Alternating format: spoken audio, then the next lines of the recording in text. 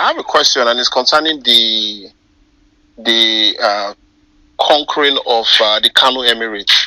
I think during that time when the British took over the Kano Emirate, it was under the rulership of Emir Aliyu, and it was known at that point that Emir Aliyu was not even in the Emirate when this happened, and that was because he went to pay some form of homage to the new Saki Musumi at that point in time. So one would have expected that if there were, multiple raids or multiple acts of colonization going around the Emirate, do you think some history books would say it's an act of sabotage? Some would say resistance was futile, so it was done, knowingly, and some would say that it was just mere coincidence. So how would you define that that period of invasion in Kano where, the Emirate wasn't even in his kingdom during the invasion? You see, bear in mind at the time of this invasion, the state of communications in our land at that point. The British, what surprised me when I was studying the process by which the British conquered the Sokoto Caliphate, was how they were able to pick off one emirate casually at a time. So they'll take Nupe first, then Ilorin, and you would have thought that if the empires were really joined up and networked, that intelligence would have gone ahead, or would have run ahead to alert to what was going on, and there would have been a counterattack. But each one was effectively been able to be picked off one by one. Is a reflection of the state of communications. Telegrams, telephones. And it also went to show that and this is not just the Sokoto Empire, the Oyo Empire as well,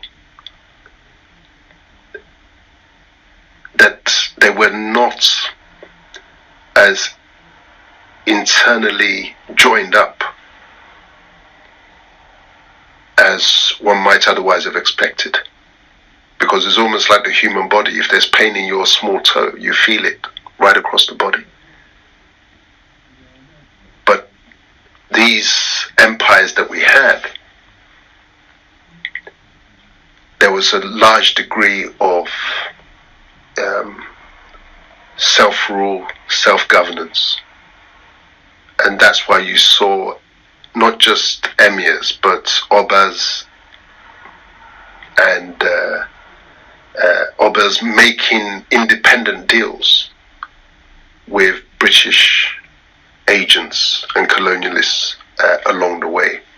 So I think the explanation for, in terms of the conquest of Kano, was simply this, that the British, in fact, when Lugard made the push to attack Sokoto, it was done with a nod and a wink. It wasn't like official policy at that point. He got the nod and the go-ahead from the colonial secretary, Joseph Chamberlain. This is the inference that I draw, because Chamberlain was actually in South Africa during that time.